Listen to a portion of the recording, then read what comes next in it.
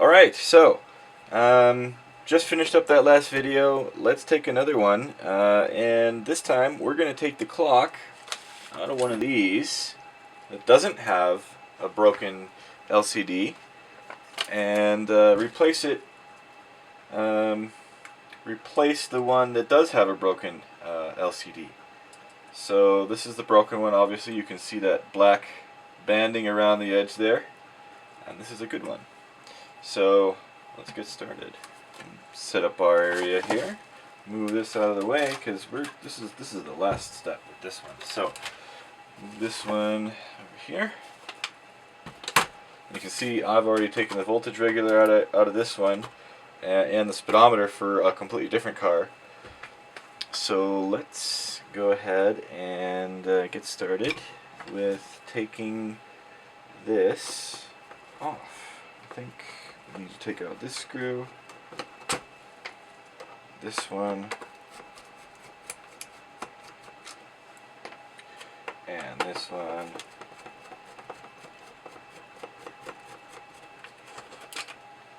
This one also.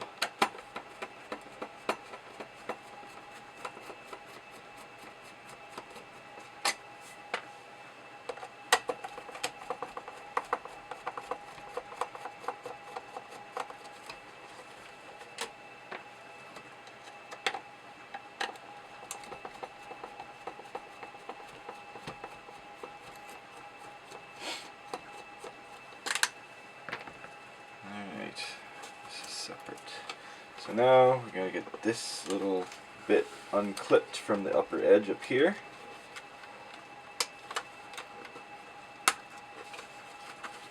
Now part of this video is going to be removing the green film from behind that clock so that we can get the nice UV LEDs that he wants installed to shine through without a green tint. It'll be kind of a yellowish tint instead, because that's the color of the circuit board, and that's hard to avoid. So let's grab this out. Alright, so here is our equivalent assembly from this other housing.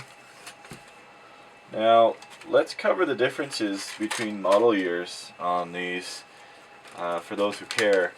So this is an older one than this, or it could be the same year in some circumstances, not in Jerry's case, but in some circumstances this assembly was used for automatic transmission vehicles because there was no need for an upshift light.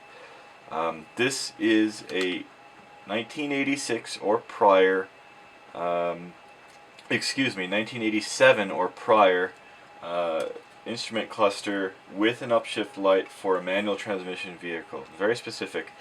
Then eventually they moved to all of these in 1988, so people were just not caring too much about the upshift light in a manual transmission, so they decided to throw these in every single one of them. I had a 1988 with one of these. It seems like they just used up the stock that was left on these and then switched over to using these. Now the key difference and why I wanted to fix Jerry's instead of use this one is that you can see the location of the gauges changes. Now that's purely aesthetic. There's nothing wrong with that. But I'm the kind of guy that likes to keep something original. If it came on the vehicle one way, I want to keep it on the vehicle that way, with some exceptions, of course. So in this case, I wanted to reuse this one because it has the gauges in the original place, and it wouldn't conflict with that original appearance. So, moving on. Let's get the clock out of this one so that we can use it in the other one. It looks like we just got that screw there and that screw there. Now we're going to take it a little bit further than that. Get this out first.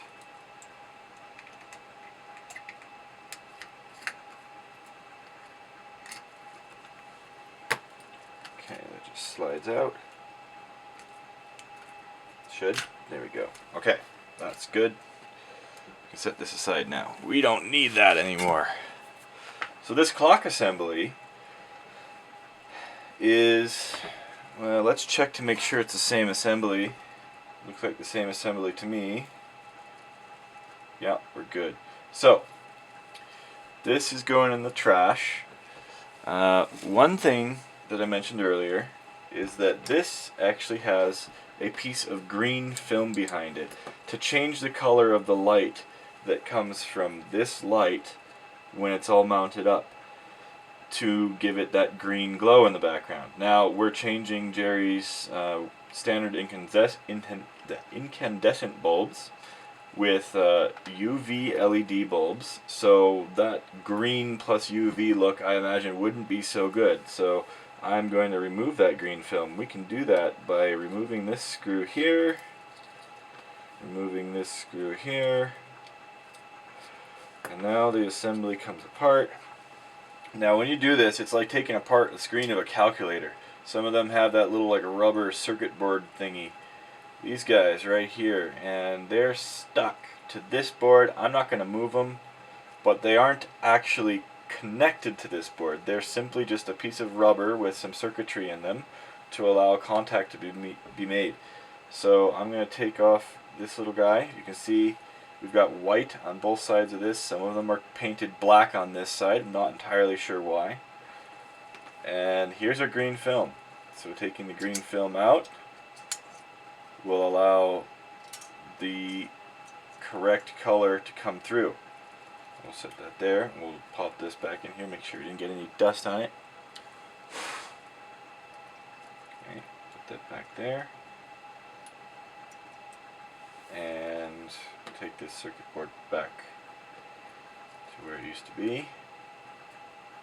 Now we got to make sure that this rubber lines up right. Looks like we're good. Yeah. So those rubber bits actually contact the back side of the LCD itself. And if those don't make the correct contact, we're not going to have a working LCD at all. We'll put these screws back in to make sure we don't lose them.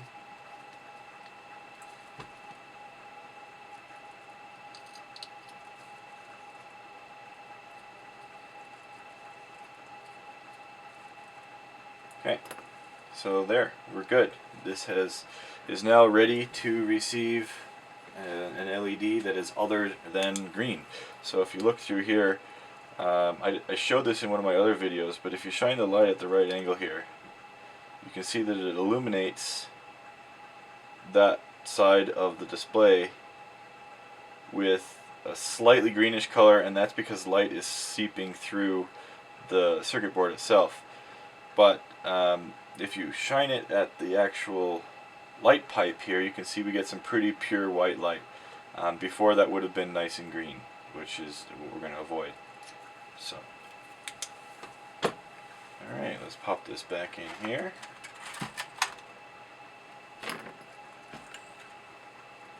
So this is the assembly we'll send back to Jerry eventually.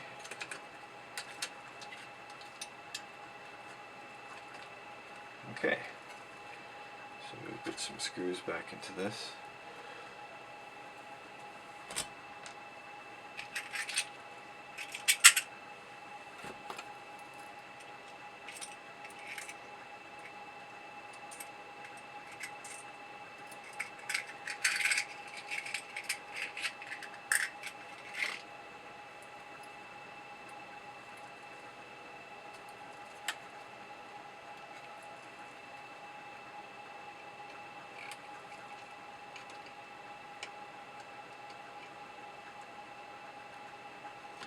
Come on, thread.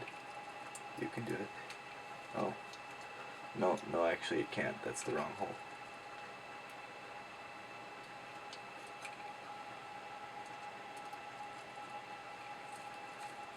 Okay.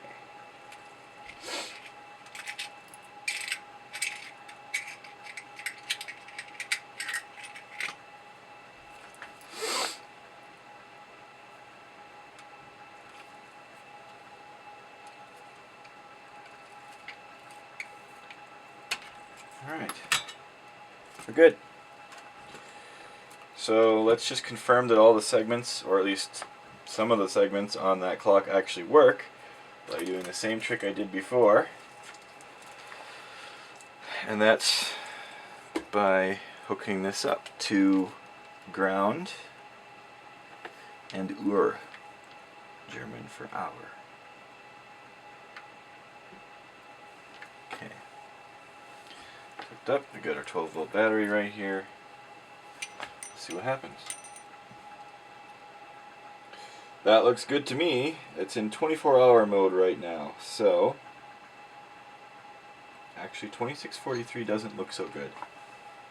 That's not a possible time.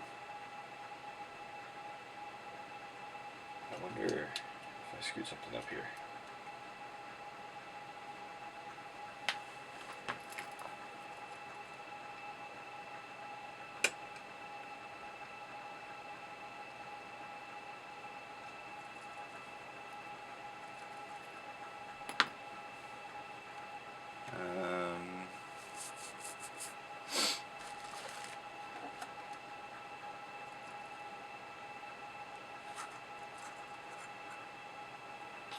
So these are the time setting buttons.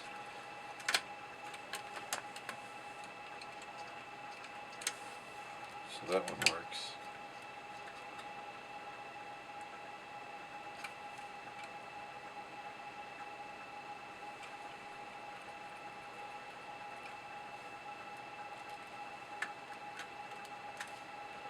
I have to switch for another clock. Oh. 0, 1, 2, 3, 5, 6, 7, 8, 9, 10, 11, 12, 13, 14, 16, 17, 18, 19, 20, 21, 22, 23, 0. Okay, I guess it just needed to be reset. So I don't recall what mode the other clock was in. Let's pull this up here.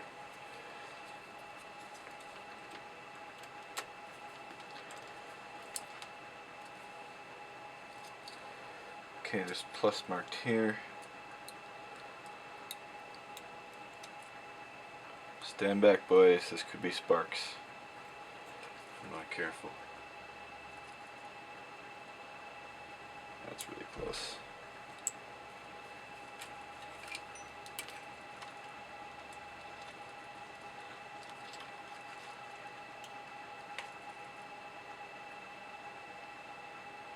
Okay, that should be good.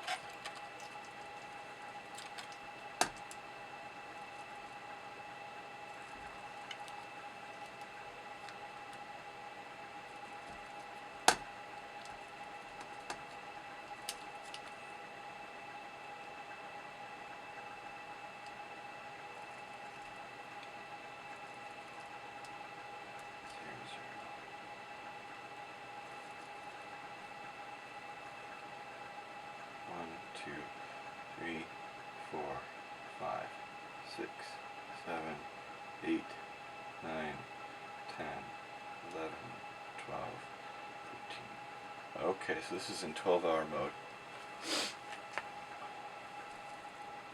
There's a switch for that. It's a dab of solder.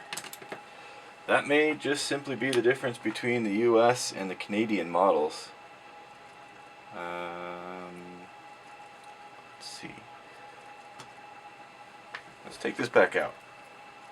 I don't like to backtrack, but I want it to be just how Jerry expects it.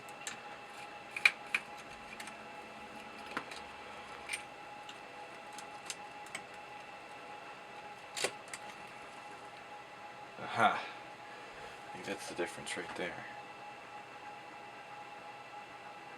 No, that's no different.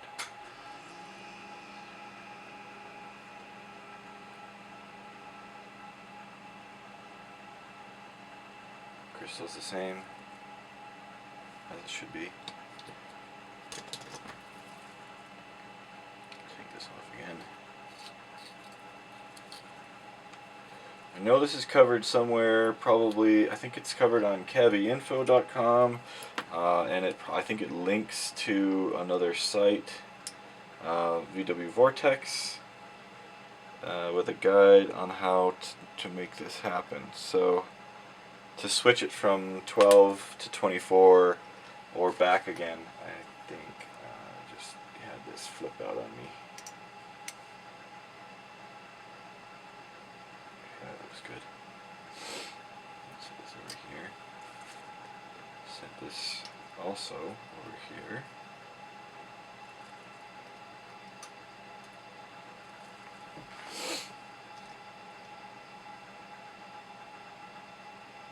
Okay, so it looks like this one's defaulting.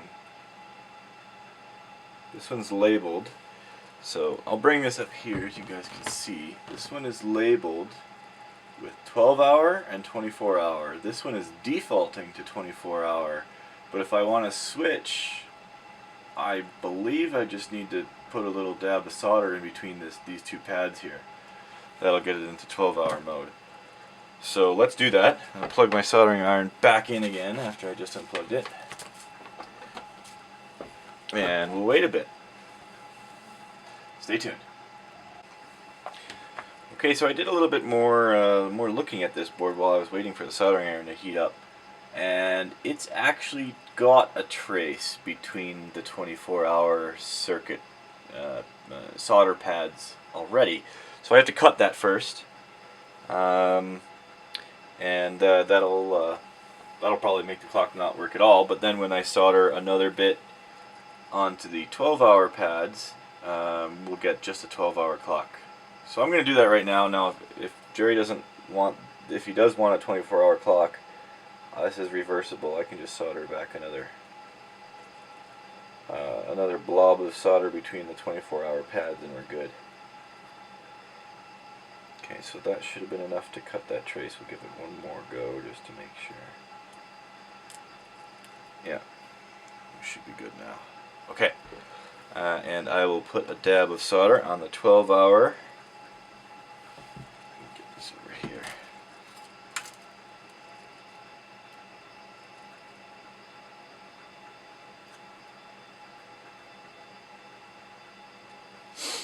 Actually, let's get one of these other tools out here for this. Don't get to use it very often, so I'm kind of like using this one.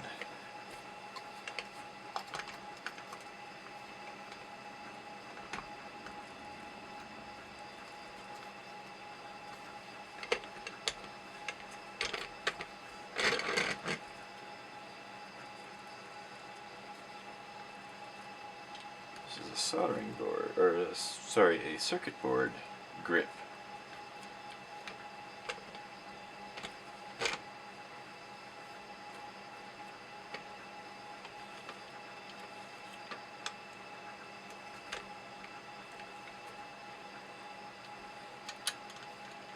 Alright, that holds it pretty nice and steady. Alright.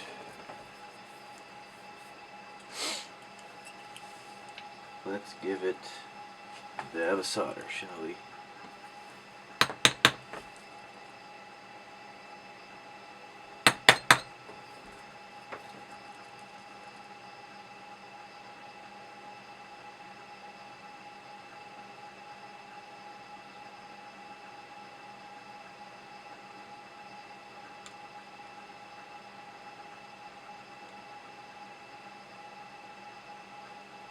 There we go.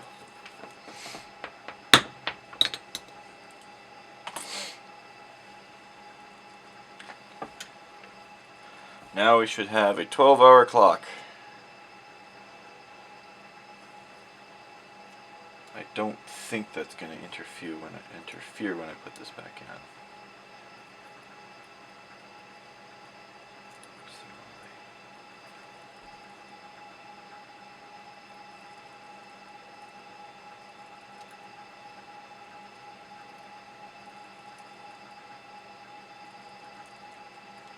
Oh, yep, there goes one of our little rubber pads. Slide that back in there.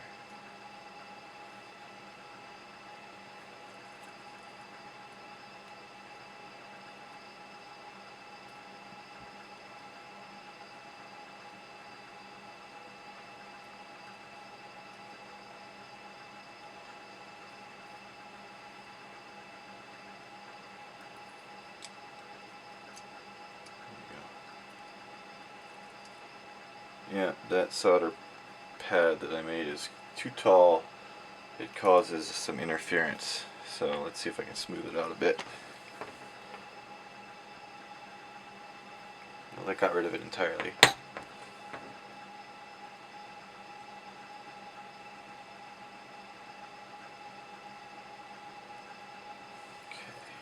get it back in here again.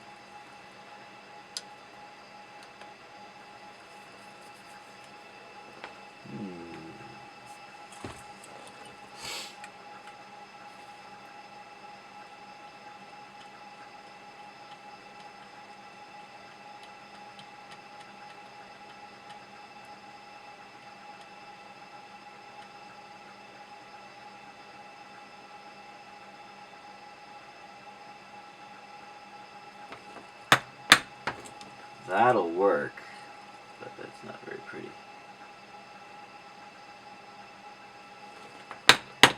Ah, no one's gonna see it anyway. Alright. Yeah, that should do the trick. Just fine.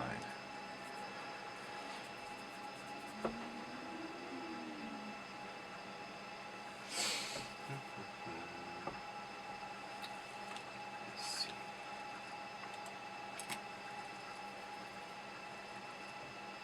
Okay. Put it back together again. Make sure we have no clearance issues once more.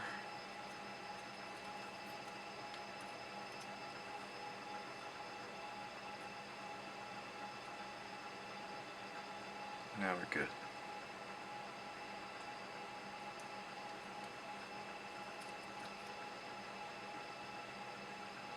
I'm going to file it just a little bit.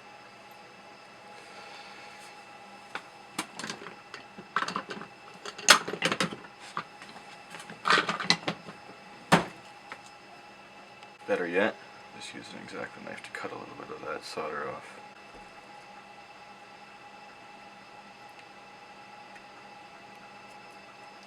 Okay.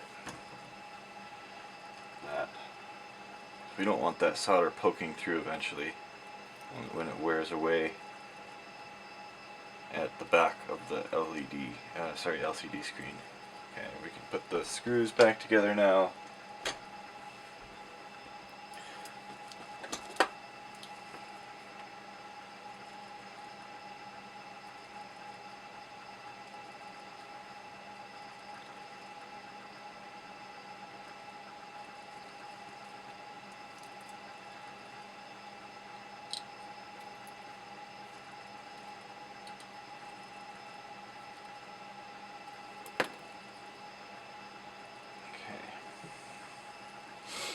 Let's test it. Let's just be sure that this is going to work right now.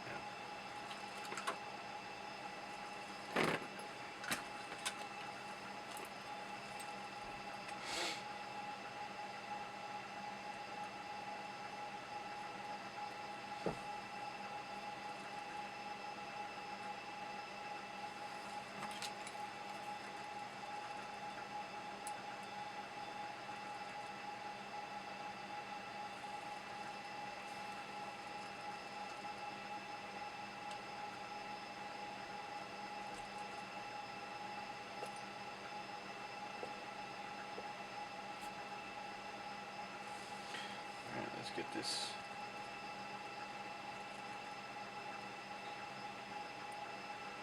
One, two, 3, 4, 5, 6, 7, 8, 9, 10, 11, 12, 1 o'clock. Okay, perfect. That worked.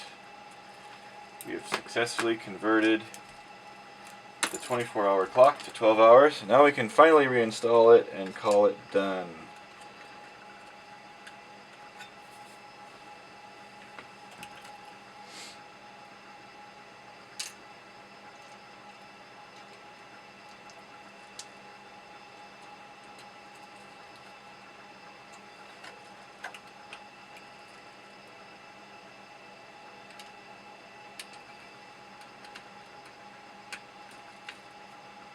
Okay, that's reinstalled. So now he's got a fresh clock installed in his cluster that doesn't have that nasty Where'd the other one go? That doesn't have that nasty black border around it anymore. That's the end of this one. Now, next one I'll probably be, I said this before, but I think the next one will probably be me painting these needles orange, which unfortunately for me means taking part of this apart again, but such is life. So if you liked the video, hit like. If you didn't like it, hit dislike. If you want to see more in the series on how I fix this thing up, hit subscribe. And as always, have a good day.